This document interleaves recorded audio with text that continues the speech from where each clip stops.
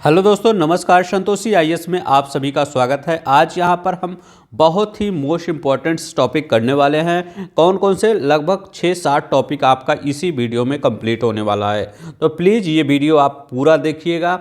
यहाँ से आपको 2 से 3 क्वेश्चन कन्फर्म आपको मिलने वाला है, क्योंकि यहाँ पर कई टॉपिक आपका आज हम कंक्लूड कर दिए हैं। तो पहला कौन सा टॉपिक है? तो पहला टॉपिक है चर्चित व्यक्ति। चर्चित व्यक्ति से जितने भी आपका क्वेश्चन बनते हैं वो सभी कर लेंगे। ये घटना सार है हमारा, ये आय दृष्टि भी चलता है और ये भी चलता है, दोनों साथ में ही चलता है। ठीक है, ये चर्चित स्थल, यहाँ से जितने भी क्वेश्चन बने हैं सब कुछ यहाँ पर कर लेते हैं। इसके बाद कौन सा? नवीनतम नियुक्तियाँ। नवीनतम नियुक्तियाँ जितनी हैं ये पूरा कंप्लीट करेंगे। नवीनतम नियुक्ति के बाद ऑपरेशन और अभियान, ये हम पूरा कंप्लीट कर दिए हैं। जाके नीचे डिस्क्रिप्शन बॉक्स में लिंक दिया गया है, पूरा मैप के थ्रू हमने समझाया है, वहाँ पर ये देख लीजिए, आपको पूरा कंप्लीट हो जाएगा। ये पहले ही हमने कंप्लीट कर दिया है। तो और कौन सा आपका टॉपिक बचा है? यहाँ पर ये देखिए, एक टॉपिक और है बहुत इंपॉर्टेंट, योजना परियोजना। आज इसको भी करेंगे पूरा, योजना परियोजना से। विश्वकर्मा योजना क्या है, मेरा गांव मेरी धरोहर, पूरा डिटेल में। और कौन सी टॉपिक है? यहाँ समिति और आयोग। समिति और आयोग से भी क्वेश्चन आपका बनता है, ये भी करेंगे। और प्रदर्शनी, मेले, ये महोत्सव, ये सब भी आप क्वेश्चन आज करेंगे। तो ये सब आपका क्वेश्चन आज आपका यहाँ पर जितने भी क्वेश्चन है सब कुछ यहाँ पर विज्ञान और प्रौद्योगिकी हम पहले कर चुके हैं, जाके वहाँ पर देख लीजिए। तो चलते हैं, हम इतना आपको इंट्रोडक्शन बता दिए कि आज हम क्या क्या करने वाले हैं। अब चलते हैं, शुरू करते हैं। तो चर्चित व्यक्ति में पहला देखते हैं कौन चर्चित है। तो यहाँ पर जो इम्पोर्टेंट है उसको हमने हाईलाइट कर दिया है। ठीक है, तो उमा शेखर, ये इम्पोर्टेंट क्यों है? भारत की हैं उमा शेखर, नाम से ही पता लग रहा होगा। उमा शेखर रोम में आयोजित हुआ था। क्या? इंटरनेशनल, मतलब इटली की राजधानी रोम में international institute for the human assistance of private law, Unidroit की अवेयरिंग काउंसिलिंग के लिए इनको चुना गया है। सिर्फ इतना याद रख लीजिएगा, यूनिड्रॉयट के अवेयरिंग काउंसिलिंग के लिए किसको चुना गया है? उमा शेखर को। ठीक है, ज़्यादा मत पढ़िए, मतलब ज़्यादा आप पढ़ेंगे तो ज़्यादा कन्फ्यूजन होगा।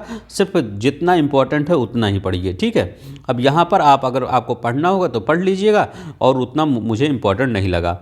और यूनिड्रॉयट को 1926 में यूएन के सहायक अंग, याद रखिएगा, यूएन के सहायक अंग के रूप में स्थापित किया गया था। भारत इस संगठन में का 1950 से सदस्य है। कब से? भारत 1950 से इस संगठन का सदस्य है, याद रखिएगा, ये इंपॉर्टेंट है। ठीक है, तो आप याद रखिए। चलिए, गिरीश चंद्र मुर्मू क्यों थोड़ा सा प्रसिद्ध अभी न्यूज में है? तो गुजरात कैडर के आईएएस अधिकारी हैं। तो गिरीश चंद्र मुर्मू, याद रखिए, गिरीश चंद्र मुर्मू न्यूयॉर्क में आयोजित हुआ, इटली में आयोजित हुआ था। यह न्यूयॉर्क में आयोजित लेखा परीक्षा पैनल के 62वें सत्र के 2024 से 27, याद रखिएगा 2024 से 27, काफ़ी लंबा कार्यकाल है। एक बार फिर विश्व स्वास्थ्य संगठन का बाहरी लेखा परीक्षक चुना गया है। तो विश्व स्वास्थ्य संगठन के बदले बहुत से कार्यालय ना पूरे वर्ल्ड में, तो उसका लेखा परीक्षक करने के लिए किसको चुना गया है? गिरीश चंद्र मुर्मू जी को चुना गया है। ठीक है, बाहरी लेखा परीक्षक चुना गया है किसको? गिरीश चंद्र मुर्मू को, 2024 से 27 तक के लिए। और ये गिरीश चंद्र मुर्मू जी, ठीक है, याद रखिएगा। और ये कहाँ पे आयोजित हुआ था? न्यूयॉर्क में आयोजित हुआ था। ठीक है, तो ये इंपॉर्टेंट क्वेश्चन है, गिरीश चंद्र मुर्मू। ठीक है, विश्व स्वास्थ्य संगठन, जिसको WHO, कोरोना जो आया था तो ये ज़्यादा न्यूज में था, विश्व स्वास्थ्य संगठन, याद रखिएगा। मनीषा पाढ़ी, तो याद रख लीजिएगा, ये दिसंबर 2023 में भारतीय वायुसेना के स्क्वाड्रन लीडर पद पर तैनात मनीषा को देश की पहली महिला ADC, याद रखिएगा। अगर पूछे पहली महिला ADC कौन है तो देश की, तो मनीषा पाढ़ी, याद रखिएगा, मनीषा पाढ़ी। ठीक है, इनकी नियुक्ति मिजोरम के राज्यपाल ADC के रूप में किया गया है। राज्यपाल कौन है मिजोरम के? हरिबाबू कंभनपति हैं। ठीक है, याद रखिएगा, बस इतना याद रखिएगा बस। पहला ADC मनीषा पाढ़ी। ठीक है, मनीषा पाढ़ी। और विश्व स्वास्थ्य संगठन के बाहरी लेखा परीक्षक गिरीश चंद्र मुर्मू। हम आपको रिवीजन करवाते हैं। यूनिड्रॉयट अगर आएगा तो उमा शेखर, याद रखिएगा, यूनिड्रॉयट उमा शेखर, 3 हो गया। अब देखिए चौथा देखते हैं, राजकुमार राव, ये क्यों अभी प्रसिद्ध हैं? तो ये अभी न्यूज में थे कि भारत निर्वाचन आयोग जो आपका चुनाव करवाता है, तो ये भारत भारत निर्वाचन आयोग फिल्म अभिनेता राजकुमार राव को अपना राष्ट्रीय आइकन बनाया है। तो अक्टूबर 2023 में राजकुमार राव को, और ये जो आप जिसकी तैयारी कर रहे हैं आईएएस पीसीएस की, उसके लिए एक मूवी, इनकी मुझे सबसे अच्छी मूवी वही लगती है। कौन सी मूवी? अब मुझे नाम नहीं याद है, शायद शादी में ज़रूर आना, ये ऐसे ही कुछ मूवी है। वो बहुत अच्छी मूवी है। ये आपके उसी निर्वाचन, मतलब भारतीय निर्वाचन आयोग के राजकुमार राव को राष्ट्रीय आइकन नियुक्त किया गया है, याद रख लीजिएगा। अक्षता कृष्णमूर्ति क्यों प्रसिद्ध हैं? अक्षता कृष्णमूर्ति अमेरिका में नेशनल एरोनॉटिक्स, मतलब नासा जिसको बोल रहे हैं, नासा एंड स्पेस एडमिनिस्ट्रेशन, याद रखिए इसका फुल फॉर्म भी वन डे एग्जाम में पूछ लेता है, national aeronautics and space administration, Mars rover mission operate करने वाली पहली भारतीय महिला बन गई हैं। ठीक है, ये कौन है? नासा में मार्स रोवर मिशन को ऑपरेट करने वाली पहली भारतीय महिला बन गई हैं। अक्षता एमआईटी है, जो बहुत अच्छा मतलब यूनिवर्सिटी कॉलेज माना जाता है, टेक्नोलॉजी मांगने से पीएचडी होल्डर हैं और पूर्णकालिक अवसर पर नासा में शामिल हैं। ठीक है, ये एमआईटी से पढ़ाई की हैं और ये नासा के मार्स रोवर मिशन के लिए मतलब ऑपरेट करेंगी। ये कौन? अक्षता कृष्णमूर्ति, बहुत ही इंपॉर्टेंट है, याद रखिएगा। अक्षता कृष्णमूर्ति लेडीज हैं तो और भी इंपॉर्टेंट हो जाता है। ठीक है, अब देखिए यहाँ पर तीसरा क्या? फातिमा बीबी क्यों है प्रसिद्ध? तो अभी इनके बारे में हम सब पढ़ते हैं कि ये सुप्रीम कोर्ट की पहली जज न्यायाधीश थी फातिमा बीबी। इसको तो हम सब कितने 25-50 बार पढ़ चुके होंगे। ठीक है, आप सब। अब देखिए यहाँ पर इनको मतलब 96 वर्ष की अवस्था में 23 नवंबर 2023 को केरल के कोल्लम में इनका निधन हो गया। ठीक है, केरल है अपना प्यारा भारत है, यहाँ पर प्यारा केरल है, और उन्हें सार्वजनिक सेवा के योगदान के लिए याद किया जाएगा। इनका जन्म 1927 में केरल के पथानमथिट्टा में हुआ था। 1950 में ये वकील के रूप में अपना करियर शुरू की थी। 1974 में जिला और सत्र न्यायाधीश भी बनी थी। 1989 से 92 तक सुप्रीम कोर्ट के न्यायाधीश के रूप में भी काम की थी। अब देखिए कौन से 1989 से 92 के बीच में, ठीक है, सुप्रीम कोर्ट के न्यायाधीश के रूप में काम किए थे। 1993 से 97 राष्ट्रीय मानवाधिकार आयोग की सदस्य। तो आपको अब ऐसे ही दे सकता है, ऐसे नहीं देगा कि ये सब पूछे, 4-5 स्टेटमेंट बना देगा। यह मानवाधिकार की सदस्य रह चुकी हैं, हाँ रह चुकी हैं, सही कर देंगे वो भी। कौन से 1-2 कौन से कथन सही हैं बताइए। ये 1989 से 92 के बीच में आपका न्यायाधीश रह चुकी हैं, हाँ ये सही है। इनका जन्म केरल में हुआ, हाँ ये सही है। ये इनकी मृत्यु केरल में अभी निधन हो गया, ये भी सही है। और ये अभी देखिए एक क्वेश्चन ये भी बन सकता है, 1997 से 2001 तक उन्होंने तमिलनाडु के राज्यपाल के रूप में कार्य किया। तो 1997 से 2001 तक उन्होंने तमिलनाडु के राज्यपाल के रूप में कार्य किया। ठीक है, ये भी बहुत इंपॉर्टेंट है। क्या यह मतलब चौथा स्टेटमेंट दे सकता है कि यह तमिलनाडु के राज्यपाल रह चुकी हैं कि नहीं? तो आप बताएंगे हाँ रह चुकी हैं। तो इतना चीज़ें आपको याद रखना है, मानव अधिकार आयोग की सदस्य, तमिलनाडु के राज्यपाल के रूप में, और ये क्या, ये सुप्रीम कोर्ट की पहली महिला जज न्यायाधीश थी, हाँ ये थी। ठीक है, तो ये सब आप याद रखेंगे। ठीक है, तो हो सकता है इनके बारे में आ जाए क्योंकि बहुत प्रसिद्ध हैं। एम.एस. स्वामीनाथन, ये भी बहुत ही मोस्ट इम्पॉर्टेंट टॉपिक है, ये आपसे पूछ सकते हैं। एम.एस. स्वामीनाथन भारत के प्रसिद्ध कृषि वैज्ञानिक और हरित क्रांति के जनक। आपसे पूछेगा हरित क्रांति के जनक कौन है? एम.एस. स्वामीनाथन। मनकोम्बी संबा शिवम स्वामीनाथन, इनका पूरा नाम है मनकोम्बी एम.एस. स्वामीनाथन, संबा शिवम स्वामीनाथन। हो सकता है कहीं आपसे फुल फॉर्म में इसके नाम का पूछ ले, कुछ भी पूछ सकता है, पेपर है। ठीक है, पेपर के लोग जो आयोग के सदस्य हैं वो बाइंडिंग नहीं है आपसे क्या पूछे क्या नहीं, जीएस है वो कुछ भी पूछ सकते हैं। तो मनकुंबू संबा शिवम स्वामीनाथन, कई लोग को ये नाम नहीं पता होगा। ठीक है, सबको लगभग कुछ लोग को पता होगा लेकिन कई लोग को नहीं पता होगा। ठीक है, मनकुंबू संबा शिवनाथन का 28 सितंबर 2023 को 58 वर्ष की आयु में इनका निधन हो गया। क्या 98? और ये फातिमा बीबी का 96 वर्ष की जो आयु में निधन हुआ था। अब देखिए इनके बारे में कुछ चीज़ें जान लेते हैं क्योंकि आपका स्टेटमेंट के थ्रू पूछ सकते हैं। स्वामीनाथन 1966 में मैक्सिको के बीजों का पंजाब के घरेलू किस्म से मिश्रित कर एक उच्च उत्पादकता गेहूं की संकर बीज विकसित की। ठीक है, ये याद रखिएगा। उन्हें विज्ञान अभियांत्रिकी क्षेत्र में उल्लेखनीय कार्य के लिए भारत सरकार द्वारा वर्ष 1972 में पद्म भूषण, 1972 में याद रखिएगा पद्म भूषण दिया गया, पद्म भूषण। और 1998 में पद्म विभूषण दूसरा सबसे सम्मानित पद है। भारत रत्न के बाद पद्म विभूषण है, उसके बाद पद्म भूषण, मतलब पहले भारत रत्न आएगा, इसके बाद पद्म, नीचे उसके पद्म विभूषण आएगा, फिर पद्म भूषण आएगा, फिर पद्म श्री आता है। तो 1972 में पद्म भूषण, लेकिन सबसे ज़्यादा इम्पोर्टेंट है 98 में, ठीक है, 2 साल, मतलब 2000 आने में 2 साल बाकी था, उससे पहले ही पद्म विभूषण पा गए। तथा इससे पूर्व 1967 में पद्मश्री, पहले पद्मश्री ही पाए थे, तो 67 में ही पा गए थे पद्मश्री, ठीक है। तो आपको सबसे ज़्यादा इम्पोर्टेंट ये है पद्म विभूषण इनको कब मिला, तो पद्म विभूषण 1998 में मिला, याद रखिएगा 1998 में मिला। कई बार मैं बोलता हूँ ताकि आपको याद हो जाए। अब देखिए, प्लीज़ जो लोग नए होंगे प्लीज़ सब्सक्राइब कर लेंगे। और अगर आई दृष्टि का देखना होगा तो आई दृष्टि करंट अफेयर का एक आपका वो प्लेलिस्ट हमने बना दिया है, सिर्फ आरओ के लिए और पीसीएस प्री के लिए। वहाँ पर जितने बच्चे हैं आरओ और पीसीएस प्री, मतलब जो अधिकारी बनने वाले बच्चे हैं, वो सभी आपका वो पीडीएफ प्लेलिस्ट देख सकते हैं और वहाँ पर अपनी तैयारी कर सकते हैं। सब कुछ हम डिटेल में करवाते हैं, ठीक है।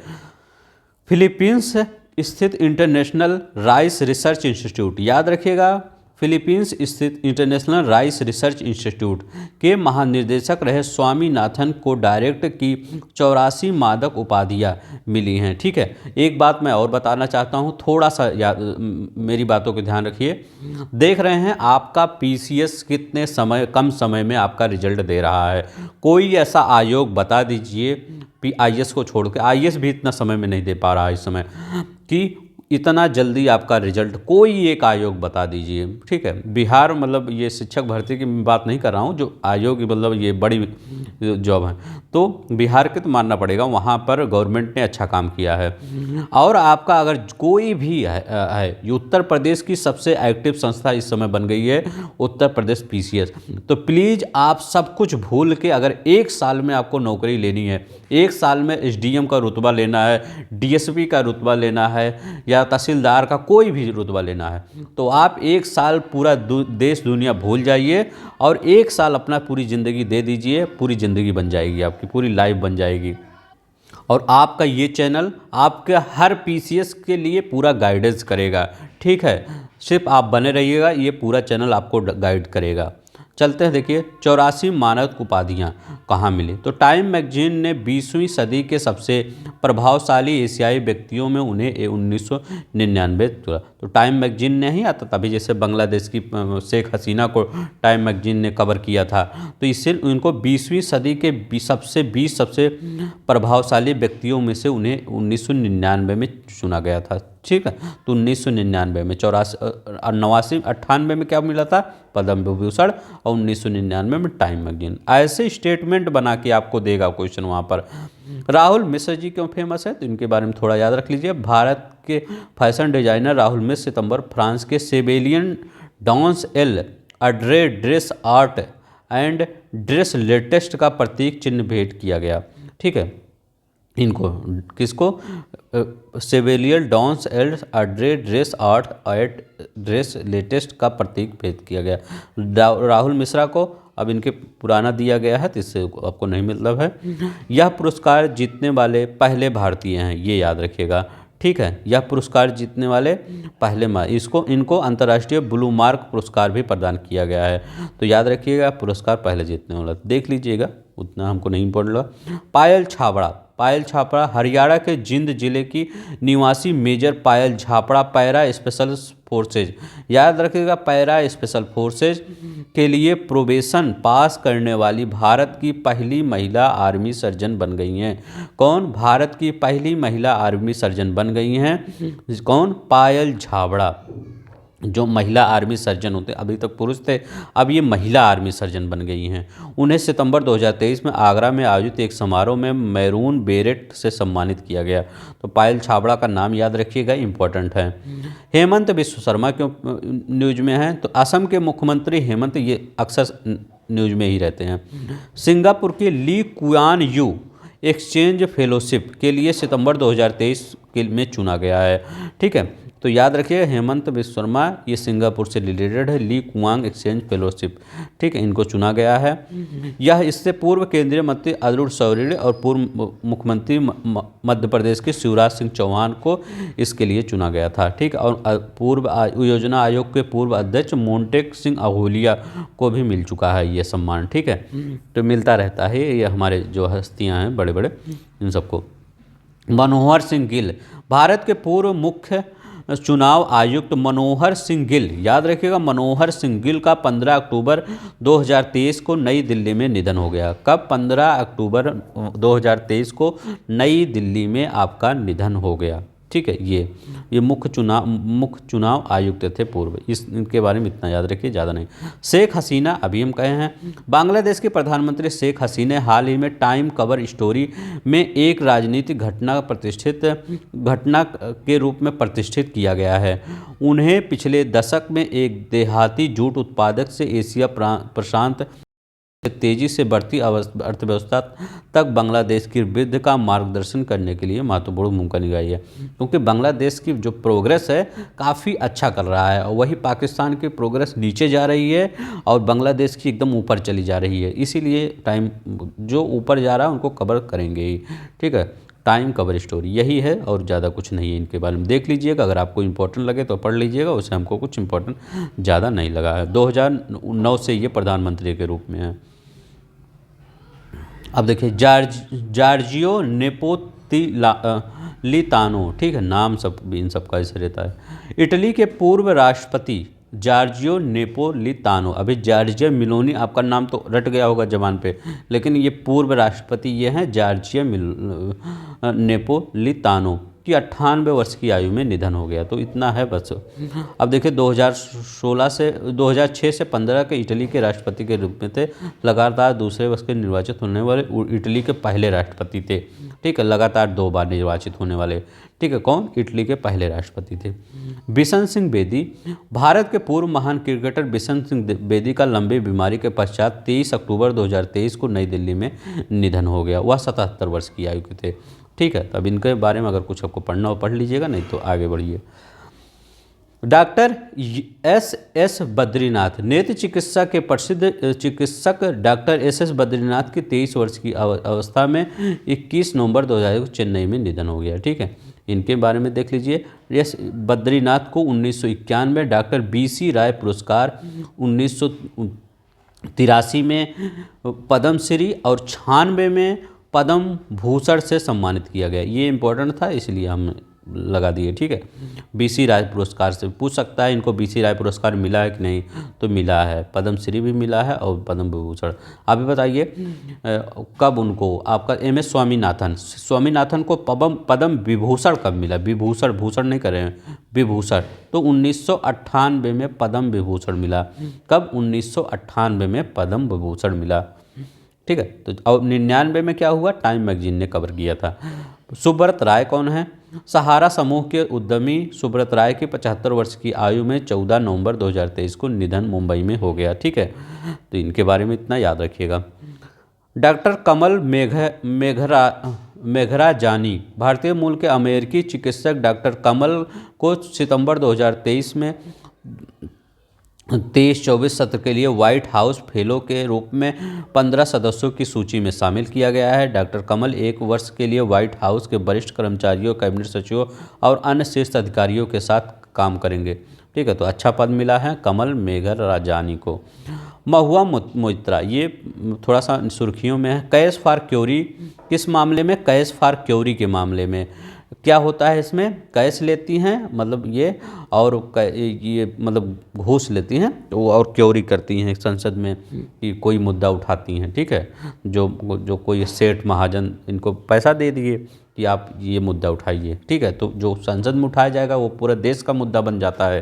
तो इसीलिए मामले में कार्यवाही करते हुए तृणमूल कांग्रेस की सांसद महुआ मोइत्रा को 8 सितंबर 2023 को लोकसभा की सदस्यता से निष्कासित कर दिया। जांच हुई, पता चला ये काम कर रही हैं। ठीक है, तो इनको हटा ही दिया गया। यह कार्रवाई करने का निर्णय आचार संहिता समिति एथिक्स कमेटी के अध्यक्ष विनोद सोनकर बीजेपी की रिपोर्ट के आधार पर की गई। ठीक है, तो रिपोर्ट दी गई थी, उसके आधार पर इनको डिस्कस। मोहित्रा 2019 में पश्चिम बंगाल के कृष्णनगर संसदीय क्षेत्र से सांसद बनी थी। कहाँ से? कृष्णनगर संसदीय क्षेत्र से सांसद बनी थी। मोहित्रा पर अडानी ग्रुप और प्रधानमंत्री मोदी पर, ठीक है, अडानी ग्रुप जो वो हैं आपके बिरला अडानी, ये वाले अडानी ग्रुप वाले, जिनका शेयर अभी पिछले 6 महीने पीछे आपका एकदम लुढ़क गया था, वही अडानी ग्रुप। ठीक है, अडानी ग्रुप प्रधानमंत्री मोदी पर निशाना साधने के लिए व्यवसाय दर्शन, ये देखिए हीरा नंदानी के कहने पर सदन में सवाल पूछने के बदले रिश्वत लेने का आरोप था। ठीक है, हीरा नंदानी ने कहा भैया आप मतलब ये महुआ मोत्रा एक लेडीज़ हैं, बहन आप सवाल पूछिए, ठीक है, इनसे ये वहाँ पर संसद में। फिर इनको पता चल गया सबको, इनका पूरा, इनको निलंबित ही कर दिया गया। निखिल डे भारत के सामाजिक आंदोलनों और सरकारी कल्याण योजनाओं में भ्रष्टाचार के विरुद्ध कार्य करने वाले निखिल डे को दिसंबर 2000 अमेरिका द्वारा अंतर्राष्ट्रीय भ्रष्टाचार विरोधी चैंपियन पुरस्कार दिया गया। किसको? निखिल डे को अंतर्राष्ट्रीय भ्रष्टाचार विरोधी चैंपियन पुरस्कार। इतना सिर्फ याद रखिएगा बस, ठीक है।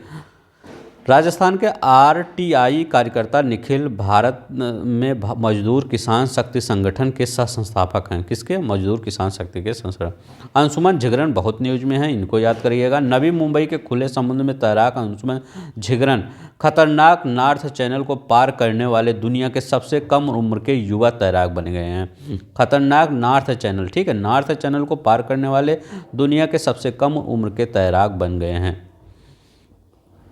अब देखिए इनका उन्होंने प्रतिष्ठित गिनीज वर्ल्ड रिकॉर्ड में भी स्थान मिला है। ठीक है, 17 जुलाई को अंशुमन 18 वर्ष के 125 दिन की उम्र में ही हासिल कर लिया, इसके लिए उनको गिनीज वर्ल्ड रिकॉर्ड में स्थान मिला। तो बस चर्चित व्यक्ति में इतने लोग थे। और चर्चित स्थल में देख लेते हैं कौन कौन लोग हैं।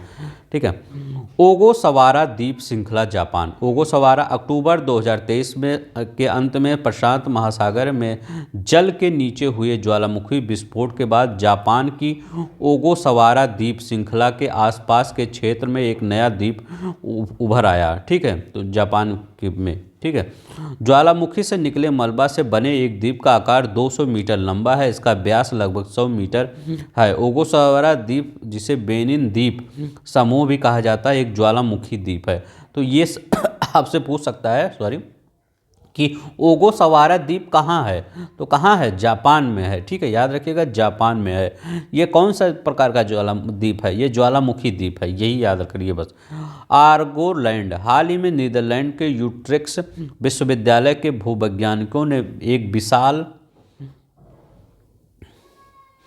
महाद्वीप आर्गोलैंड की खोज की, जो 155 मिलियन वर्ष पहले पश्चिमी ऑस्ट्रेलिया से अलग हो गया था। किससे? पश्चिमी ऑस्ट्रेलिया से अलग हो गया था।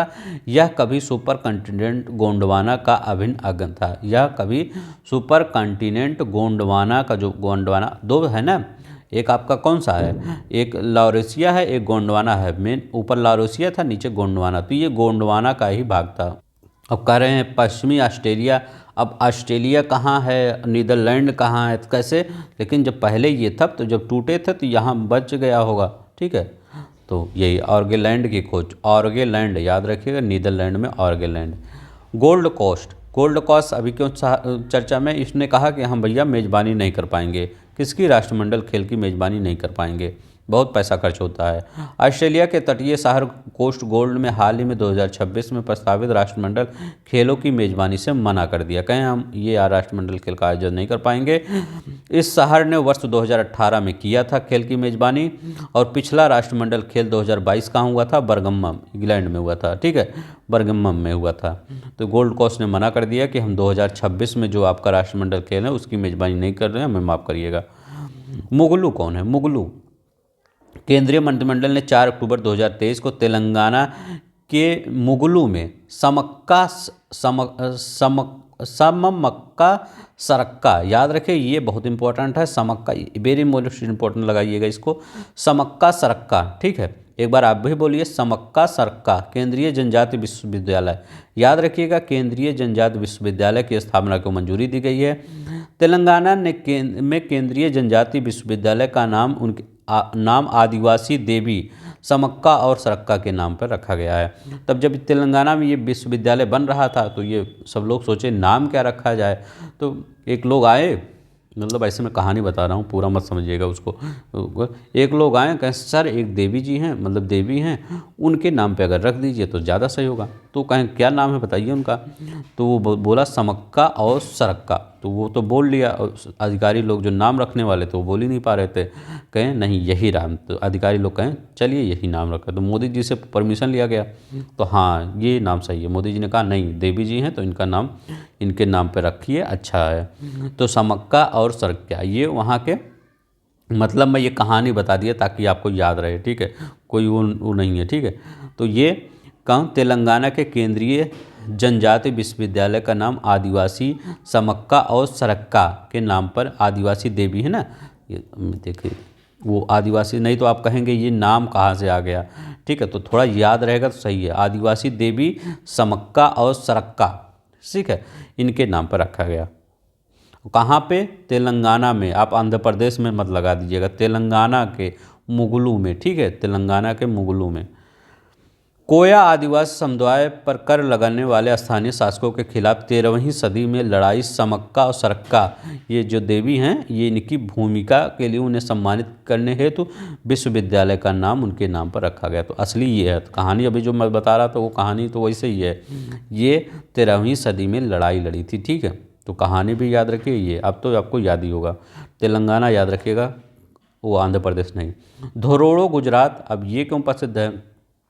संयुक्त राष्ट्र विश्व पर्यटन संगठन UNWTO द्वारा सर्वश्रेष्ठ पर्यटन गांव 2023 बेस्ट टूरिज्म विलेज, याद रखिएगा, सर्वश्रेष्ठ पर्यटन गांव बेस्ट टूरिज्म विलेज नामक सूची गुजरात के कच्छ जिले में स्थित धोरोडो गांव को सर्वश्रेष्ठ पर्यटन गांव के रूप में चुना गया। धोरोडो गांव सांस्कृतिक महत्व रखता है और विशेष रूप से 2005 में रण उत्सव के शुभारंभ स्थल के रूप में जाना जाता है।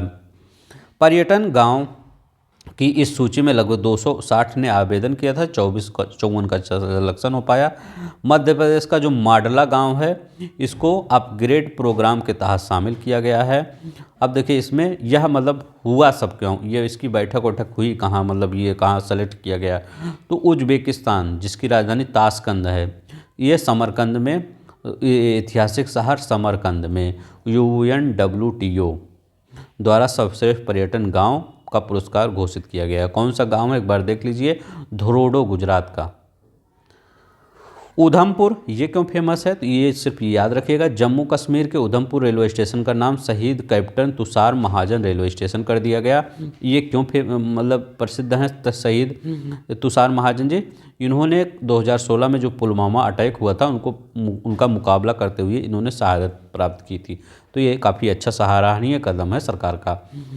हुआका ला फ्लोरिडा, याद रखिएगा, हुआका ला फ्लोरिडा पेरू में पुरातत्वविदों द्वारा हाल ही में 4 बच्चों की मम्मीकृत अवशेषों, कहाँ पर, पेरू में। ठीक है, 4 बच्चों की अवशेष की खोज की गई जो संभवतः 1000 वर्ष पूर्व से अधिक है। इसकी खोज पेरू की राजधानी लीमा के एक पुरातात्विक स्थल हुआका ला फ्लोरिडा में की गई। तो याद रखिएगा, ये कहेंगे हुआका ला फ्लोरिडा क्या है, एक पेड़ है, एक जड़ी बूटी है, तो ये क्या है, तो ये एक स्थल है जहाँ पर 4 बच्चों की मम्मी जानते हैं, जब ये लोग पहले मर जाते थे तो उनका बॉडी इतना अच्छे से कर दिया जाता था और मम्मी में कन्वर्ट करके उनको ज़मीन के अंदर गाड़ दिया जाता था। ठीक है, तो वो कई हज़ारों साल तक वैसे बने रहते थे।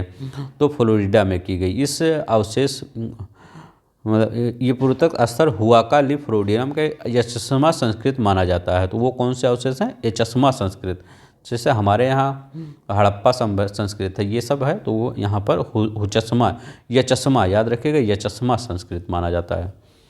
ब्रिस्बेन, अक्टूबर 2023 में ऑस्ट्रेलिया के ब्रिस्बेन में दुनिया का पहला 3D चिड़ियाघर खोला गया। याद रखिएगा, दुनिया का पहला 3D चिड़ियाघर खोला गया। इस चिड़ियाघर में लोग उन जानवरों से भी मिल सकते हैं जिनसे वह वास्तविक रूप से मिलने से डरते हैं। ठीक है, तो ये याद रखिए, ये भी इम्पोर्टेंट है आपका। पहला 3D चिड़ियाघर कहाँ खोला गया? ब्रिस्बेन में, ऑस्ट्रेलिया। अभी एक और फेमस था तो गोल्ड कोस्ट, याद रखिएगा। 2026 में जो राष्ट्रमंडल खेल होने वाला था उसमें मना कर दिया गया था, गोल्ड कोस्ट का हम नहीं आयोजन कर पाएंगे। नियुक्तियाँ कौन कौन सी हुई हैं देख लेते हैं। आलोक शर्मा कहाँ पर उनको रोजगार मिला है, ऐसे ही मान लीजिए। आलोक शर्मा को स्पेशल प्रोटेक्शन ग्रुप एसपीजी का प्रमुख नियुक्त किया गया है। तो चलिए, ये अच्छा ग्रुप, मतलब एसपीजी का, जो मतलब ये एसपीजी कौन होते हैं? सबसे भारत की मतलब अगर हिफाजत करने वाले किसी जो बड़े नेता की यही है। तो मोदी जी की मतलब हिफाजत कौन करता है? एसपीजी वाले। जब मोदी जी चलते हैं तो उनके बगल में एक वो आपका सूटकेस लेकर चलता है और 3-4 वो ब्लैक कमांडो, मतलब वो चश्मा जो ब्लैक वाला रहता है वो चलते हैं। अभी न्यूज़ में ये सब क्यों थे? अभी न्यूज़ में क्यों थे? केरल में एक मंदिर में मोदी जी गए थे तो एसपीजी वाले भी क्या किए थे? जैसे मोदी जी कपड़े पहने थे वैसे एसपीजी वाले भी कपड़े पहने थे। ठीक है, उस मंदिर में एंट्री लिए थे। तो ये लिए इसलिए एसपीजी थोड़ा सा इम्पोर्टेंट होता है। इसके आलोक शर्मा इसके अध्यक्ष प्रमुख नियुक्त किए गए। तो मोदी जी को अगर कुछ कहना होगा तो किससे कहेंगे? एसपीजी वाले थोड़ी कहेंगे, या आलोक शर्मा से कहेंगे, क्योंकि सबके प्रमुख तो यही हैं, आलोक शर्मा ही। ठीक है, तो याद रखिएगा, आलोक शर्मा 1991 बैच के उत्तर प्रदेश कैडर के अधिकारी हैं। ठीक है, कहाँ के? अपने प्रदेश के कैडर के अधिकारी हैं। हितेश कुमार एस मकरवा वाना, भारतीय प्रशासनिक सेवा में वरिष्ठ अधिकारी हितेश कुमार को भारत का नया महासर्वेक्षक नियुक्त किया गया है। भारत का नया महासर्वेक्षक किसको? हितेश कुमार एस मकवाना को नियुक्त किया गया है। किसको? हितेश कुमार एस मकवाना को नियुक्त किया गया है। कंचन देवी क्यों प्रसिद्ध हैं? कंचन देवी को भारतीय वानिकी अनुसंधान शिक्षा परिषद ICFRI की पहली महिला महानिदेशक नियुक्त किया गया है। किसको? कंचन देवी को भारतीय वानिकी अनुसंधान शिक्षा परिषद ICFRI की पहली महिला महानिदेशक नियुक्त किया गया है। यह मध्य प्रदेश की 1991 के बैच के भारतीय वन सेवा अधिकारी हैं। हीरा लाल समारिया, 1985 बैच के IAS अधिकारी हीरा लाल समारिया को नवंबर 2023 में देश का नया मुख्य सूचना आयुक्त, बहुत इंपॉर्टेंट है, हीरा लाल समारिया CIC का प्रमुख नियुक्त किया गया है। हीरा लाल समारिया को याद रखिएगा, हीरा लाल समारिया, बस इतना याद रखिए बस। अब यहाँ पर इन्हें राष्ट्रपति द्रौपदी मुर्मू ने गोपनीयता की शपथ दिलाई, तो ये तो पता ही सबको। लेफ्टिनेंट जनरल रघु श्रीनिवास, ये क्यों प्रसिद्ध हैं? लेफ्टिनेंट जनरल रघु श्रीनिवास ने भारत के सीमा सड़क संगठन BRO के महानिदेशक DG के रूप में कार्य सितंबर को ग्रहण किया।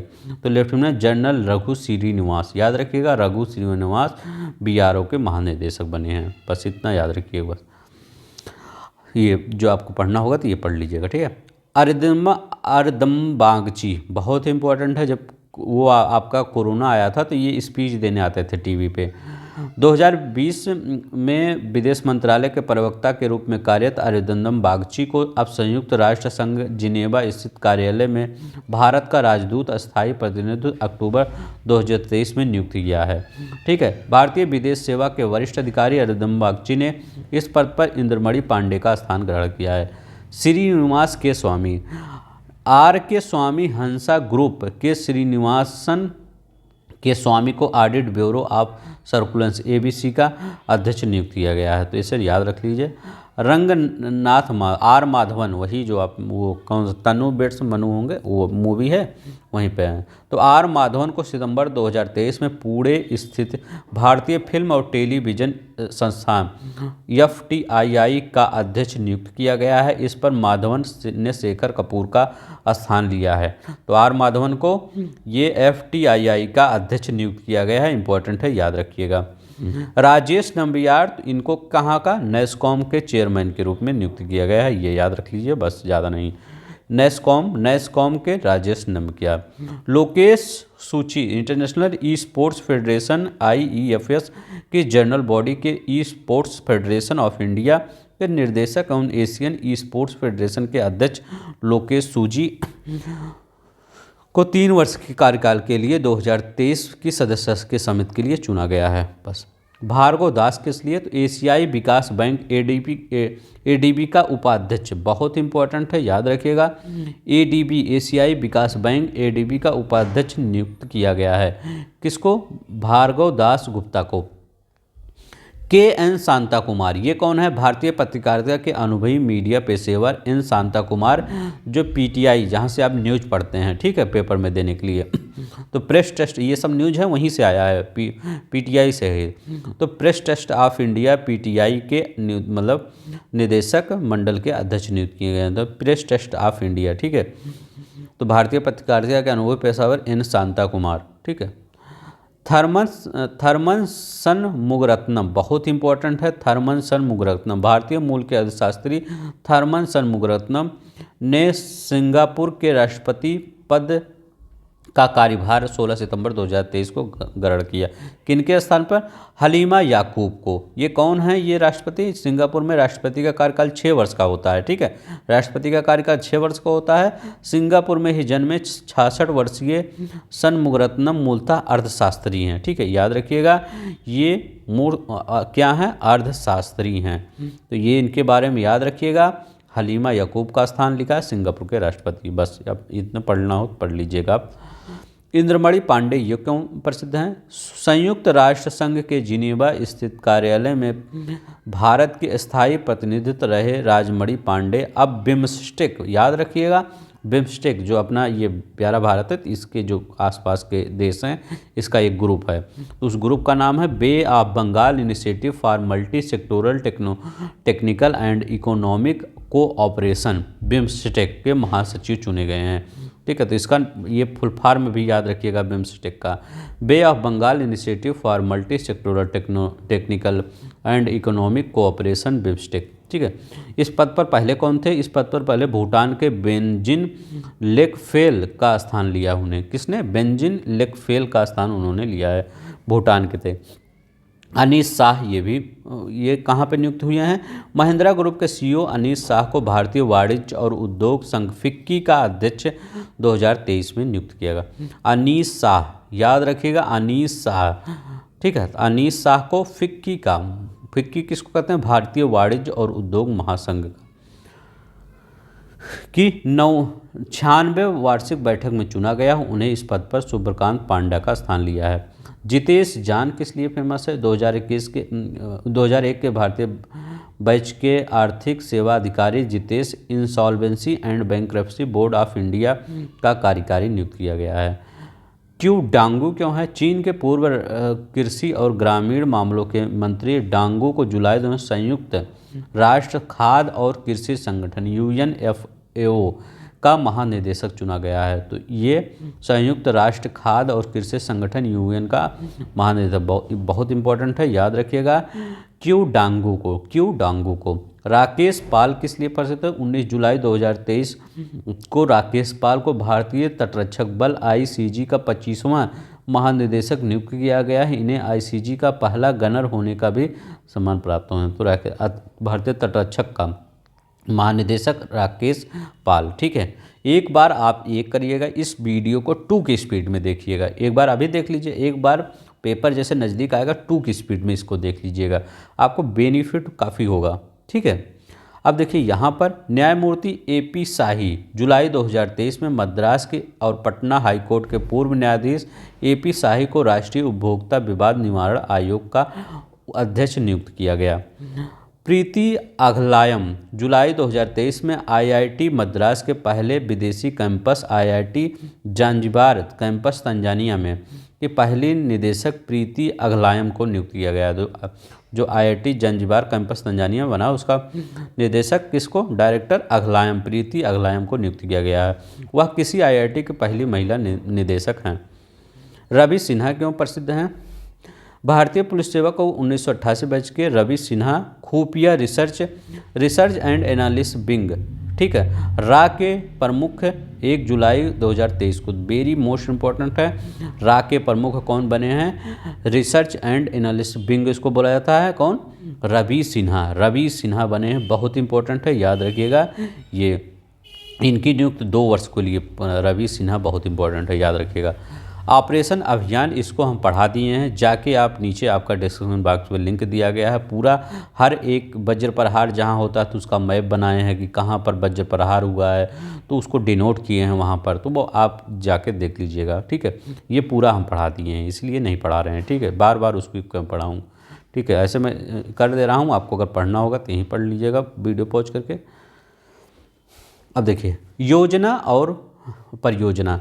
अब देखिए योजना परियोजना में पहला क्या है, मेरा गांव मेरी धरोहर पहल। तो मेरा गांव मेरी धरोहर, संस्कृत पर्यटन मंत्री किशन रेड्डी ने राज्यसभा में 8 दिसंबर 2023 को, याद रखिएगा 8 दिसंबर 2023 को मेरा गांव मेरी धरोहर, कौन सा, मेरा गांव मेरी धरोहर का पहल का खुलासा किया।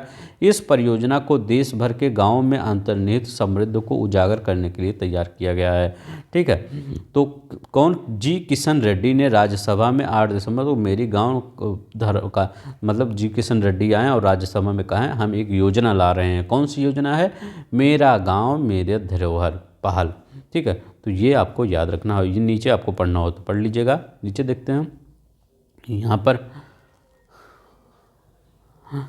यह और मानचित्र, मतलब ये का इंदिरा गांधी राष्ट्रीय कला केंद्र की साझेदारी से विकसित MGMD, ठीक है, मतलब मेरा गांव मेरा धरोहर के अंतर्गत एकत्र जानकारी को 7 व्यापक श्रेणियों में वर्गीकृत किया जाएगा, ठीक है। प्रधानमंत्री जनजातीय आदिवासी न्याय महाअभियान। प्रधानमंत्री नरेंद्र मोदी की अध्यक्षता में 29 नवंबर 2023 को हुई केंद्रीय मंत्रिमंडल की बैठक में 24,104 करोड़ रुपए के कुल व्यय के साथ प्रधानमंत्री जनजातीय आदिवासी न्याय महाअभियान को मंजूरी प्रदान की गई। कुल 24,104 करोड़ रुपए के केंद्र और राज्य के हिस्से 15,336 करोड़ रुपए के राज्य और राज्य का हिस्सा 8,768 करोड़ रुपए होगा, ठीक है। तो क्या है, प्रधानमंत्री जनजातीय आदिवासी न्याय महाअभियान बहुत इंपॉर्टेंट है, याद रखिएगा। प्रधानमंत्री ने जनजातीय गौरव दिवस के मौके पर 15 नवंबर 2023 को खूंटी झारखंड से इस अभियान की शुरुआत की। तो यही आपसे पूछेगा कि इस अभियान की शुरुआत कहाँ से की गई, तो आप क्या कहेंगे, ये इस अभियान की शुरुआत आपका खूंटी झारखंड से की गई। कहाँ पर, खूंटी झारखंड से, जनजातीय गौरव दिवस के अवसर पर। जनजातीय गौरव दिवस 15 नवंबर 2000। तो यहाँ पर कितने क्वेश्चन आपको बने कि प्रधानमंत्री जनजातीय आदिवासी न्याय महाअभियान की शुरुआत कहाँ से की गई, खूंटी झारखंड से।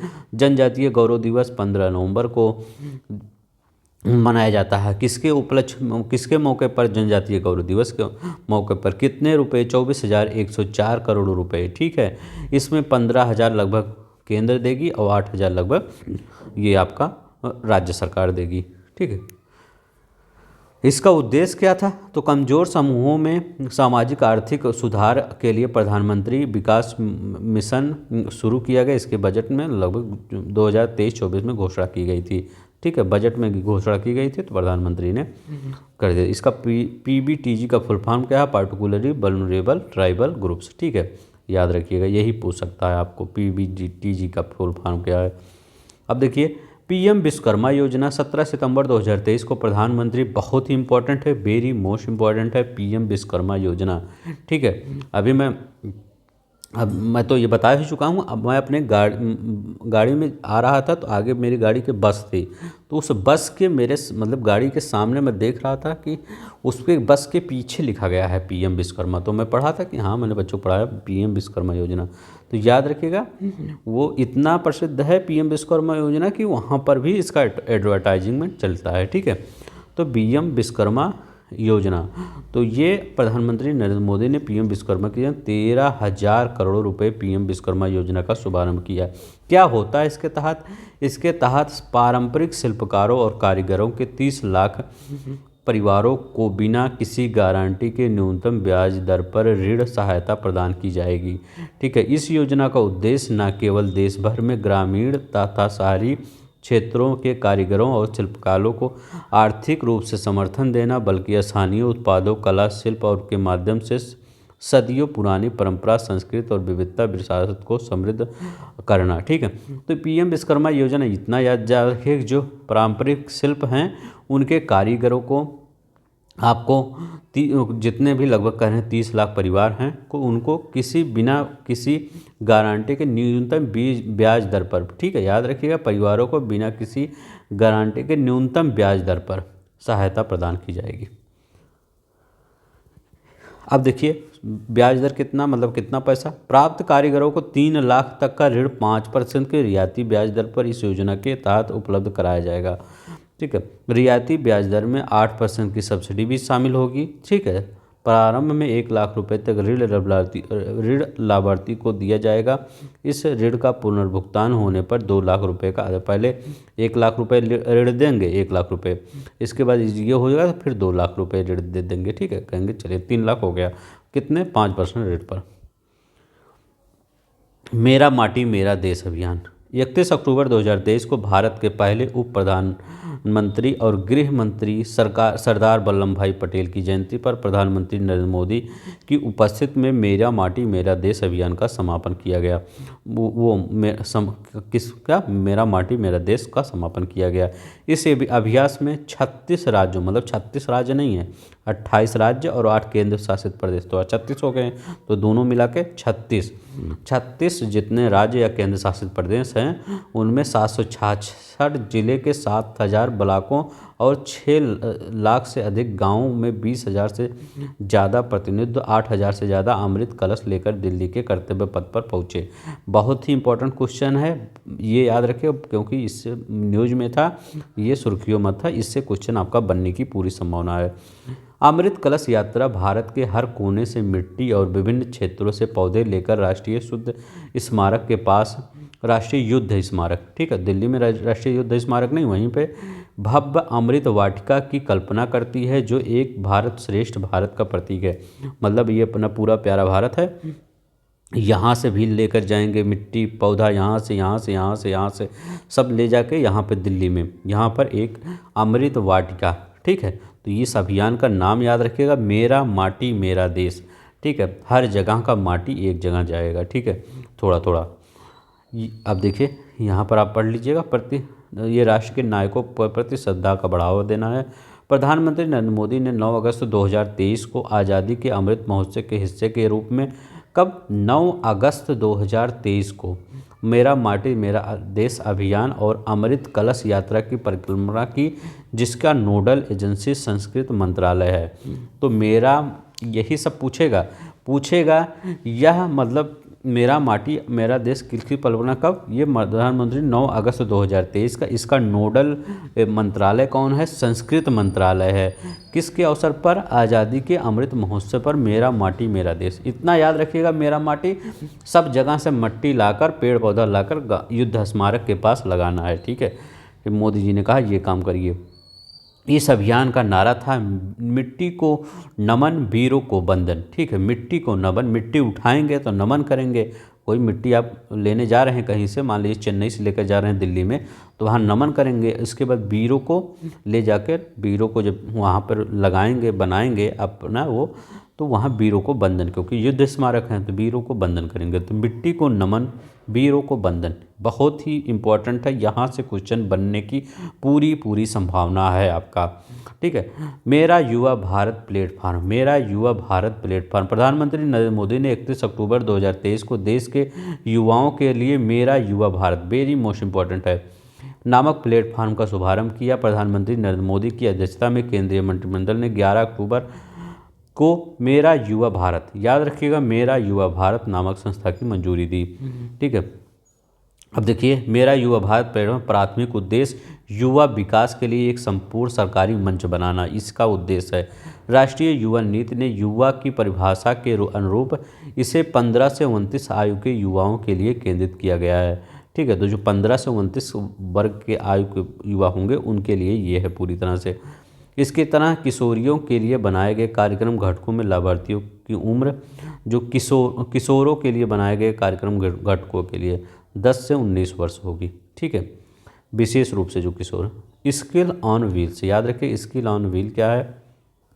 इसमें क्या है, 17 सितंबर 2023 को लोकसभा अध्यक्ष ओम बिरला और केंद्रीय शिक्षा मंत्री धर्मेंद्र प्रधान राष्ट्रीय कौशल विकास निगम इंडसइंड बैंक के साथ मिलकर स्किल ऑन व्हील्स, बहुत ही इंपॉर्टेंट है, स्किल ऑन व्हील्स पहल की शुरुआत किसने की? लोकसभा अध्यक्ष ओम बिरला ने और धर्मेंद्र प्रधान ने, शिक्षा मंत्री धर्मेंद्र प्रधान ने किया। इस पहल का उद्देश्य ग्रामीण युवाओं को, मुख्यतः महिलाओं के प्रमुख डिजिटल कौशल से युक्त करना और उन्हें सरकारी भविष्य के लिए तैयार करना। इस पहल का आगामी लक्ष्य 60,000, याद रखिएगा 60,000 युवाओं को सशक्त बनाना। ठीक है, अब अगला 5 वर्षों का लक्ष्य है यही कि 60,000 युवाओं को सशक्त बनाना। इंपॉर्टेंट है, याद रखिएगा, नहीं तो पूछ सकता है कितने युवाओं को। तो स्किल ऑन व्हील्स कितना, 5 वर्षों में 60,000 युवाओं को सशक्त बनाना। शुरुआत किसने की? ओम बिरला और धर्मेंद्र प्रधान ने। समिति और आयोग देखते हैं, इससे क्या क्या क्वेश्चन बनते हैं। संसद सुरक्षा उल्लंघन मामले में जांच हेतु अनीश दयाल सिंह की कमेटी, अभी जो न्यूज में था नहीं, संसद में कोई ले जाके कोई वो छोड़ दिया था, धुआं, मतलब कोई धुआं हो गया था वहाँ पर, तो उसकी जांच करने के लिए कौन सी कमेटी? अनीश दयाल कमेटी। ये कमेटी पूछ सकता है, कौन सी कमेटी? अनीश दयाल कमेटी, संसद में जो चूक हुई थी।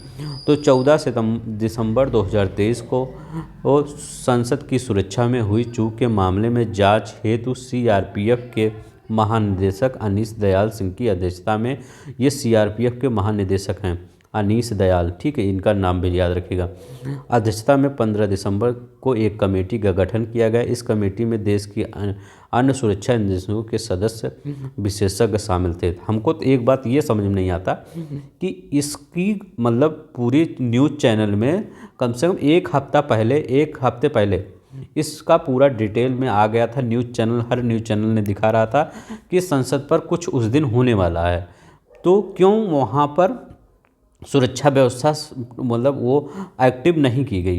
यही हमको समझ में नहीं आता कि इतना जब पता है आपको, ये नहीं कि किसी खुफिया जानकारी को पता, पूरे देश को पता। आप न्यूज़ चैनल देखेंगे, उससे 10 दिन पहले सब पूरा न्यूज़ चैनल चला रहे थे कि यहाँ पर थोड़ा सा कुछ होने वाला, तब भी हो गया। तो ये शॉकिंग की बात है, ठीक है। तो कुछ भी हो, ऐसे सुरक्षा व्यवस्था को देखना चाहिए, ध्यान देना चाहिए गवर्नमेंट को। बैंक इंश्योरेंस मानदंडों की समीक्षा हेतु समिति का गठन। क्या हुआ?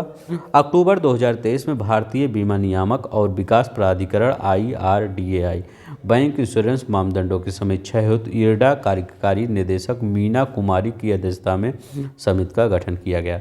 अब देखिए, किसकी अध्यक्षता में? मीना कुमारी की अध्यक्षता में इस समिति का गठन किया गया।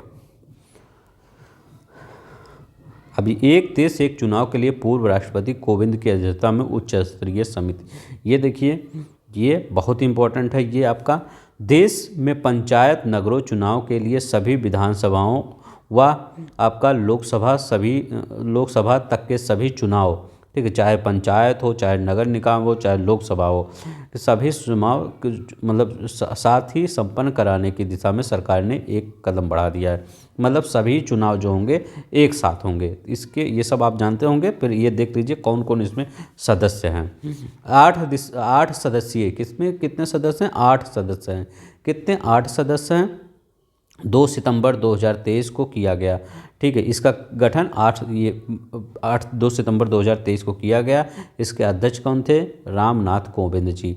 अब देखिए, पूर्व राष्ट्रपति श्री रामनाथ कोविंद को इसका अध्यक्ष बनाया गया। इसके 7 अन्य सदस्य कौन से हैं? तो केंद्रीय गृह मंत्री अमित शाह जी, तो अमित शाह इसके सदस्य हैं। लोकसभा में सबसे बड़ी विपक्षी पार्टी के दल कांग्रेस के नेता अधीर रंजन चौधरी हैं, ठीक है, तो अधीर रंजन चौधरी हैं दूसरे पे। राज्यसभा में विपक्ष के नेता गुलाम नबी आज़ाद, ठीक है, तो राज्यसभा में गुलाम नबी आज़ाद। वित्त आयोग के पूर्व अध्यक्ष NK सिंह, ठीक है, तो वित्त आयोग के पूर्व अध्यक्ष NK सिंह। लोकसभा के पूर्व महासचिव सुभाष कश्यप, ठीक है, कौन? सुभाष कश्यप। वरिष्ठ अधिवक्ता हरीश साल्वे, याद रखिएगा, हरीश साल्वे। और कौन थे? सतर्कता आयोग के पूर्व अध्यक्ष संजय कोठारी, तो जो मेन महत्वपूर्ण व्यक्तित्व हैं इन सबको शामिल किया गया है। कांग्रेस के अधीर रंजन चौधरी ने कहा हम इस सदस्य के बनने से मतलब सदस्य का समिति का सदस्य नहीं बनने से इनकार कर दिया गया है। इसके अब वित्त सचिव कौन है इस मतलब इसके, तो आप वित्त एवं न्याय मंत्रालय अधिसूचना के अनुसार विधि मंत्रालय के सचिव नितिन चंद्रा इस समिति के सचिव बनाए गए हैं। जबकि केंद्रीय विधि मंत्री अर्जुन राम मेघवाल, इनको कह दिया गया कि आप आमंत्रित रहिए, थोड़ा सा देख रेख करिए कि अच्छा काम चल रहा है कि गलत, तो इस समिति में आमंत्रित सदस्य के रूप में इनको काम दिया गया है। 23 सितंबर 2023 को नई दिल्ली में इसकी बैठक आयोजित की। पहली बैठक कब आयोजित हुई? 23 सितंबर 2023 को। तो याद रखिए इनके सदस्य एक बार फिर बता देता हूँ, संजय कोठारी है और कौन से हैं, अधीर रंजन चौधरी हैं, अमित शाह जी हैं, गुलाब नबी आज़ाद हैं, एन.के. सिंह है, हरीश साल्वे हैं और सुभाष कश्यप, ये सब याद रखिएगा।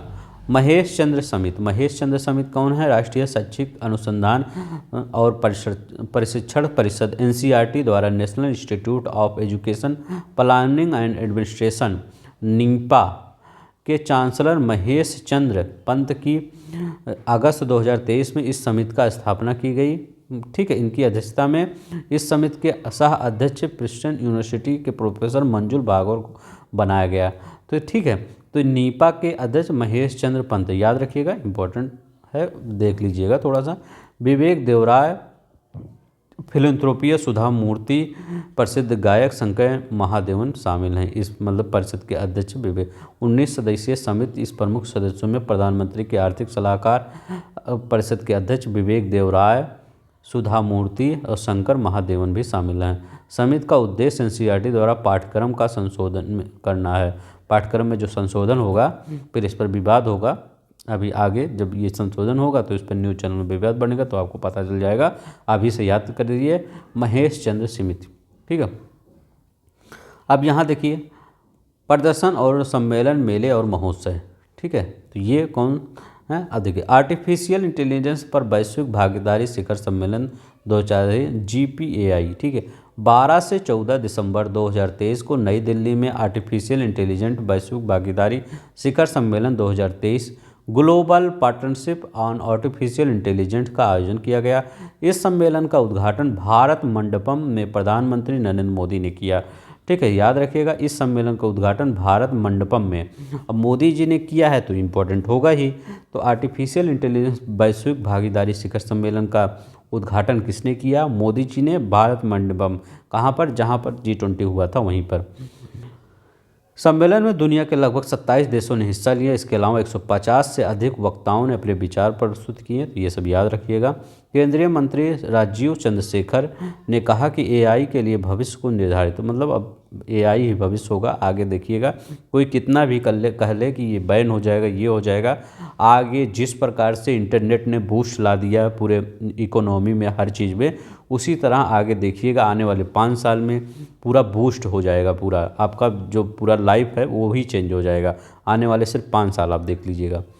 पहला ग्लोबल प्रोफेशनल अकाउंट कन्वेंशन। ठीक है, पहला global professional account convention institute of chartered account ICAI द्वारा 24 से 26 नवंबर 2023 को गांधीनगर गुजरात में पहला ग्लोबल प्रोफेशनल अकाउंट कन्वेंशन ग्लोपैक का आयोजन किया गया। तो ग्लोपैक का आयोजन कहाँ किया गया?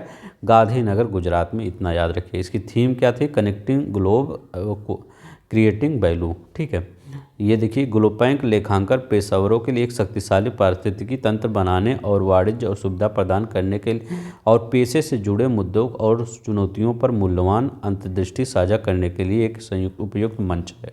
ठीक है, तो इसके बाद में ग्लोपैक के बारे में याद रखिए, गांधीनगर गुजरात में इसका समिति का आयोजन किया गया। अब देखिए यहाँ से पढ़ लीजिएगा, 27वीं विश्व सड़क कांग्रेस 2023, वेरी मोस्ट इम्पॉर्टेंट, कहाँ पर हुआ? चेक गणराज्य प्राग में। याद रखिए चेक गणराज्य प्राग में 27वीं विश्व सड़क कांग्रेस 2023 का आयोजन हुआ। देखिए इस सड़क कांग्रेस का मुख्य विषय था प्राग 2023 together on the road again. Prague 2023 together on the road, यही आपसे पूछ सकता है। ठीक है, ये पूछ सकता है विश्व सड़क कांग्रेस की थीम क्या थी, तो यही याद रख लीजिएगा, प्राग 2023 together on the road again. इस कांग्रेस में भारत का प्रतिनिधित्व केंद्रीय मंत्री नितिन गडकरी ने किया। ठीक है, तो यही गए थे, तो अच्छे लीडर हैं काफ़ी। तो ठीक है, तो ये गए थे। India internet governance forum 2023, India internet governance forum 2023 के तीसरे संस्करण का आयोजन 5 दिसंबर 2023 को नई दिल्ली में किया गया। वर्ष 2023 में इस फोरम की थीम थी भारत के लिए डिजिटल एजेंडे को समायोजित करके आगे बढ़ना। ठीक है, प्रौद्योगिकी एवं भारतीय भाषा शिखर सम्मेलन, हमारा आपका आय दृष्टि भी चलता है। करंट हम 2 करंट करवाते हैं, एक ये इसका भी करवाते हैं, आय दृष्टि का भी आय दृष्टि में पूरे 1 साल का दिया, इसमें पूरे 6 महीने का दिया पिछला। तो यहाँ भी ये लगभग ख़त्म ही होने वाला है, इसमें अब ज़्यादा टॉपिक नहीं बचे हैं, सिर्फ आपका वो आपका बुक्स बचे होंगे और एक अंतर्राष्ट्रीय तो आप सब पढ़ ही लिए होंगे। तो जो एक 2 लेक्चर और आएगा और ये पूरा आपका ख़त्म ही है। ठीक है, कई बार हमने बता दिया है पूरा, जाके प्लेलिस्ट बना है करंट अफेयर का, वहाँ देख लीजिएगा। 30 सितंबर से 1 अक्टूबर 2023 तक नई दिल्ली में इस सम्मेलन का आयोजन किया गया।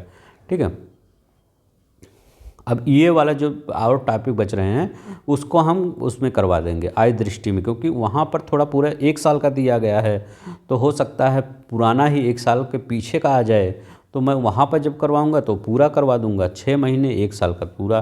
ठीक है, तो आज यहाँ पर लगभग ये लास्ट ही था। प्रौद्योगिकी एवं भारतीय भाषाएँ। ठीक है, प्रौद्योगिकी और भारतीय भाषा, वैश्विक मत्स्य पालन सम्मेलन 2023 क्या हुआ, इसमें मत्स्य पालन, पशुपालन और डेयरी मंत्रालय भारत सरकार द्वारा 21 से 22 नवंबर 2023 को अहमदाबाद गुजरात में वैश्विक मत्स्य पालन सम्मेलन 2023 का आयोजन किया गया। तो अभी वहाँ पर एक गुजरात में एक मछली को मतलब उसका राज्य मछली का दर्जा, कौन मछली, घोल मछली को, याद रखिए घोल मछली का, मत्स्य पालन और जल कृषि संपदा का जश्न मनाना, इसका थीम था, विषय था मत्स्य पालन और जल कृषि संपदा का जश्न मनाना। बहुत इंपॉर्टेंट है, याद रखिएगा। कहाँ पर, अहमदाबाद में। किस मंत्रालय ने, पशुपालन और डेयरी मंत्रालय भारत सरकार द्वारा। चलते हैं, ये देखिए 26वां राष्ट्रीय ई गवर्नेंस सम्मेलन 2023। ठीक है, इंदौर मध्य प्रदेश में 24 से 25 अगस्त 2023 को 26वां ई गवर्नेंस सम्मेलन आयोजित किया गया। इस सम्मेलन की थीम थी डेवलपिंग इंडिया इम्पावरिंग सिटीजन। ठीक है, थीम याद रखिएगा। ई गवर्नेंस सम्मेलन कहाँ पर आयोजित किया गया, इंदौर में। 7वां फ्यूचर इन्वेस्ट इनिशिएटिव 24 से 25 अक्टूबर को रियाद सऊदी अरब में FII के 7वें संस्करण का आयोजन किया गया। इसकी थीम थी द न्यू कंपास। ठीक है, भारत की ओर से केंद्रीय मंत्री पीयूष गोयल ने इसमें हिस्सा लिया। तो अपने अपने क्षेत्र के सभी मतलब नेता जो हैं वो जाते हैं, मंत्री या नेता सब जाते हैं वहाँ पर। जैसे अभी नितिन गडकरी ने वो कांग्रेस, वो प्राग में जो सड़क कांग्रेस हुआ था, विश्व सड़क का, वहाँ गए थे। अब यहाँ पर इन किसको जाना था, पीयूष गोयल जी को जाना था, तो ये चले गए। अब विश्व मसाला कांग्रेस, सड़क आ गया, फिर मसाला देखते हैं। भारत में आर्थिक राजधानी मुंबई में 15 से 17 सितंबर 2023 को विश्व मसाला कांग्रेस के 14वें संस्करण का आयोजन किया गया। इस विश्व मसाला कांग्रेस 2023 का विषय था विजन 2023 में स्पाइसिस। तो इसका वो मतलब उस याद करिए फुल फॉर्म क्या होता है, स्थिरता, उत्पादकता, नवाचार, सहयोग, उत्कृष्टता और सुरक्षा। प्लीज़ आप इसको इंग्लिश वाला याद रखिएगा, हिंदी वाला मत याद करिएगा, नहीं दोनों याद करना पड़ेगा, सिर्फ आप इंग्लिश वाला याद करिए। क्या है, यस माने सस्टेनेबिलिटी, पी माने प्रोडक्टिबिलिटी, आई माने इनोवेशन, सी माने कोलैबोरेशन, ई माने एक्सीलेंस, एस माने सेफ्टी। तो याद रखिएगा यही, sustainable, productivity, innovation, collaboration, excellence and safety. ठीक है, तो ये पूरा याद रख लीजिएगा, हो सकता है यही पूछ ले। ठीक है, अब देखिए इसको G20 तकनीक विकसित के ये सब पढ़ लीजिएगा। चौथा विश्व संस्कृत महोत्सव 29 सितंबर से 1 अक्टूबर 2023 के तक चौथे विश्व संस्कृत महोत्सव का वाशिंगटन। चौथा विश्व संस्कृत, अभी हम सड़क पूछे, सड़क कहाँ, प्राग में, चेक गणराज्य प्राग में। और ये आपका मसाला कहाँ हुआ, ये विश्व मसाला कांग्रेस, तो ये मुंबई में हुआ। मुंबई में याद रखिएगा, मुंबई में बहुत इंपॉर्टेंट है, ये मुंबई में ये हुआ। और ये आपका मसाला, विश्व मसाला, और ये सड़क हो गया। अब विश्व संस्कृत महोत्सव ये वाशिंगटन में, अमेरिका के वाशिंगटन DC में आयोजित किया गया। इसका आयोजन आर्ट ऑफ लिविंग द्वारा किया गया। ठीक है, आर्ट ऑफ लिविंग। चलिए यहाँ देखते हैं, बाघ सुरक्षा पर अंतर्राष्ट्रीय सम्मेलन इम्पोर्टेंट है। 14 सितंबर 2023 को राजस्थान के जयपुर में, ठीक है, जयपुर में बाघ सुरक्षा पर अंतर्राष्ट्रीय सम्मेलन का आयोजन किया गया। ठीक है, इसकी थीम थी सुरक्षित बाघ राष्ट्र की समृद्धि सुनिश्चित करते हैं। तो सुरक्षित बाघ राष्ट्र की समृद्धि सुनिश्चित करते हैं, इसकी थीम थी, याद रखिएगा। 14वां वैश्विक कौशल शिखर सम्मेलन ये कब हुआ? तो 20 सितंबर 2023 को 14वां वैश्विक कौशल शिखर सम्मेलन फिक्की फेडरेशन हाउस नई दिल्ली में आयोजित किया गया। यह 2 दिवसीय था। विषय था building skills empowering youth creative future. ठीक है, अब देखिए यहाँ पर इंडिया स्मार्ट सिटी कॉन्क्लेव 2023, ये 26 से 27 सितंबर 2023 को आवास और शहरी मामलों के मंत्रालय भारत सरकार ने मध्य प्रदेश के इंदौर में इंडिया स्मार्ट सिटी कॉन्क्लेव 2023 का आयोजन किया। इसमें सभी 100 स्मार्ट शहरों की भागीदारी। तो इंडिया स्मार्ट सिटी कॉन्क्लेव की भागीदारी मतलब आयोजन कहाँ हुआ? मध्य प्रदेश, इंदौर के मध्य प्रदेश में। ठीक है, किस मंत्रालय द्वारा? आवास और शहरी मंत्रालय द्वारा, भारत सरकार। अब यहाँ देखिए, हिंद महासागर टूना आयोग IOTC की डेटा संग्रह सांख्यिकी का 19वां कार्यदल बैठक, ये क्या हुआ? मत्स्य पालन विभाग 28 नवंबर से 2 दिसंबर 2023 से हिंद महासागर टूना आयोग, टूना एक मछली होती है, याद रखिएगा, पर डेटा संग्रह और सांख्यिकी पर 19वीं कार्यदल की बैठक का आयोजन किया। यह IOTC और मत्स्य पालन विभाग द्वारा आयोजित एक महत्वपूर्ण बैठक थी। इसमें क्या हुआ? इसे दुनिया भर में टूना मछली के पालन के क्षेत्र में विशेष वैज्ञानिकों और विशेषज्ञों के साथ लाया गया। टूना मछली एक अन्य बड़ी पैलेजिक प्रजाति जैसे बिलफिश, शार्क, शंकुश आर्थिक दृष्टि से महत्वपूर्ण हैं। बैठक में इंडोनेशिया, फ्रांस, स्पेन, यूरोपीय संघ, EU देशों ने Seychelles, Tanzania, Iran, Thailand, Japan, Sri Lanka, Oman, Bharat के प्रतिनिधियों ने भाग लिया। 27वां WAIPA विश्व निवेश सम्मेलन कहाँ बैठक हुआ? नई दिल्ली में हुआ, याद रखिएगा। कब? 11 से 14 दिसंबर 2023 को मध्य। पहली बार यह सम्मेलन भारत में आयोजित किया गया। तो पहली बार है तो इम्पोर्टेंट हो जाता है। WAIPA विश्व निवेश सम्मेलन का आयोजन नई दिल्ली में किया गया। पहली बार 11 से 14 दिसंबर 2023 के मध्य आयोजित किया गया भारत में। निवेशकों को थीम क्या थी? निवेशकों को सशक्त बनाना, IP भविष्य के लिए विकास अग्रणी, याद रखिएगा। इंटरनेशनल सोलर अलायंस की 6ठी असेंबली, याद रखिएगा, 30 अक्टूबर से 2 नवंबर 2023 के बीच अंतर्राष्ट्रीय सौर गठबंधन ISA की 6ठी असेंबली बैठक नई दिल्ली में हुई। ठीक है, इंटरनेशनल सोलर अलायंस। ठीक है, इसकी अध्यक्षता किसने किया? तो अध्यक्षता केंद्रीय मंत्री RK सिंह ने किया। ठीक है, RK सिंह ने किया। ठीक है, 20 देशों के 116 सदस्य हस्ताक्षरकर्ता इसमें हिस्सा लिए। याद रखिए, ये ISA के प्रमुख पहलुओं पर विचार विमर्श किए। ठीक है, महरौली में शमसी तालाब जहाज महल में जल इतिहास उत्सव, याद रखिएगा, जल इतिहास उत्सव का आयोजन 1 दिसंबर 2023 को जल शक्ति मंत्रालय के तहत राष्ट्रीय जल मिशन ने दिल्ली स्थित महरौली स्थित जहाज महल शमसी तालाब में जल इतिहास उत्सव का आयोजन किया। इसका जल इतिहास उत्सव का आयोजन किया। इसमें क्या? जल शक्ति अभियान कैच द रेन, याद रखिएगा, जल शक्ति अभियान कैच द रेन राष्ट्रव्यापी अभियान सफल का समापन का भी प्रतीक है। तो ये एक बार फिर से पढ़ देता हूँ। 15 नवंबर 2023 को से 30 नवंबर 2023 तक विभिन्न जिलों में 75 प्राकृतिक जल विरासत संरचनाओं पर जल विरासत पखवाड़ा भी मनाया गया। ठीक है, तो जल विरासत पखवाड़ा भी मनाया गया। कब? याद रखिएगा, आपका 15 नवंबर से 30 नवंबर 2023 तक जिलों में 75 प्राकृतिक जल विरासत संरचनाओं में जल विरासत, तो 15 नवंबर से 30 नवंबर तक। ठीक है, 15 से 30 नवंबर तक पखवाड़ा, एक पखवाड़ा होता है ना 15 दिन का, तो ये जल विरासत पखवाड़ा मनाया गया। जल शक्ति अभियान कैच द रेन 2023 के राष्ट्रव्यापी अभियान के सफल समापन का भी प्रतीक है। ये मतलब इस पखवाड़ा मना के कैच द रेन को समापन किया गया। अब देखिए, यह अभियान यहाँ लिखा गया है यह अभियान पेयजल के लिए स्रोत स्थिरता थीम को पूरा किया गया है, थीम के साथ पूरा किया गया है। तो इसका थीम क्या था? पेयजल के लिए स्रोत स्थिरता।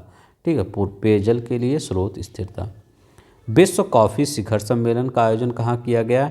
तो 25 से 28 सितंबर 2023 के बीच 5वें विश्व कॉफ़ी शिखर सम्मेलन का WC का आयोजन किया गया बंगलौर में। ठीक है, तो बंगलौर में किया गया, याद रखिएगा, वेरी मोस्ट इंपॉर्टेंट है बंगलौर। काफ़ी में बंगलौर में ही काफ़ी सबसे ज़्यादा होता है, तो इसलिए इसका आयोजन पहली बार जब भारत ने इस कॉफ़ी सम्मेलन की मेज़बानी की।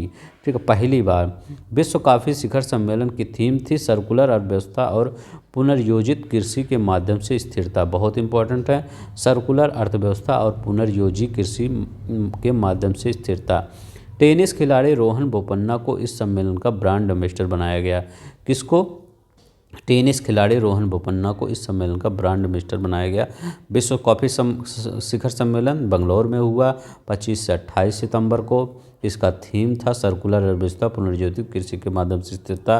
रोहन बोपन्ना ब्रांड एम्बेसडर हैं। ठीक है, अब यहाँ देखते हैं विश्व चुनाव निकाय की 11वीं बैठक। विश्व चुनाव निकाय संघ की 11वीं बैठक 12 जुलाई 2023 को कोलंबिया के कार्टजेना में विश्व चुनाव निकाय the association of the world election body के कार्यकारी बोर्ड का 11वीं बैठक आयोजित की गई। का इम्पोर्टेंट है, इसकी थीम था a global view on the challenge of regional election 2023। विश्व खाद्य नियामक शिखर सम्मेलन 2023 इसका मतलब ये कहाँ के? नई दिल्ली में 20 से 21 जुलाई, याद रखिएगा, 20 से 21 जुलाई 2023 को वैश्विक खाद्य नियामक शिखर सम्मेलन का आयोजन किया गया नई दिल्ली में। याद रखिएगा, इंपॉर्टेंट है। G20 के 20 सदस्य देशों ने खाद्य नियामक, वैश्विक खाद्य सुरक्षा मानकों और बेहतर ढांचे और दुनिया भर के उपभोक्ताओं के लिए सुरक्षित और उच्च गुणवत्ता वाले भोजन के प्रावधान पर विचार विमर्श किया। इसका थीम क्या था? थीम याद रखिएगा, एक पृथ्वी एक परिवार एक भविष्य, इसका थीम था। ठीक है, एक पृथ्वी एक, याद रखिएगा, एक पृथ्वी बहुत ही इम्पोर्टेंट है। शिखर सम्मेलन का विषय का थीम एक पृथ्वी और एक परिवार और एक विषय। एक पृथ्वी एक परिवार एक विषय इसका थीम था, जो खाद्य सुरक्षा से जुड़ी चुनौतियों को निपटने के लिए वैश्विक एकता और महत्व पर प्रकाश डालता है। सेमीकंडक्टर इंडिया 2023, सेमीकॉन इंडिया 2023, याद रखिएगा, सेमीकॉन इंडिया 2023 गुजरात के गांधीनगर में 25 से 30 जुलाई 2023 को सेमीकॉन इंडिया 2023 शिखर सम्मेलन के दूसरे संस्करण का आयोजन किया गया। इस सम्मेलन केंद्रीय विषय क्या था? मतलब थीम भारत के सेमीकंडक्टर इकोसिस्टम को उत्प्रेरित करना। ठीक है, जो अभी हम आपको वहाँ से मंगाते हैं, कहाँ पे? साउथ कोरिया से मंगाते हैं, आपका ताइवान से मंगाते हैं, चाइना से। ये सब सेमीकंडक्टर अब हम खुद अपना विकसित करेंगे। ठीक है, हमारा यही लक्ष्य है, सेमीकंडक्टर इकोसिस्टम। भारत में सेमीकंडक्टर तेजी से उद्देश्य और भारत में इलेक्ट्रॉनिक सूचना प्रौद्योगिकी मंत्रालय की ओर से इस सम्मेलन का आयोजन किया गया। तो याद रखिएगा, इम्पोर्टेंट है। ठीक है, तो आज के लिए बस इतना ही। अगर आपको ये हमारा इतना ही है, अब इसको विज्ञान और प्रौद्योगिकी हम पढ़ा दिए हैं पहले ही। ठीक है, तो ये पूरा आप देख लीजिएगा, एक बार आप देख के इसके बाद पेपर जब आ जाएगा, इसके बाद 2 की स्पीड में देख लीजिएगा, इससे ज़्यादा आपका नहीं पूछा जाए। 6 महीने का पूरा कंप्लीट है ये। तो नमस्कार, जय हिंद, जय भारत।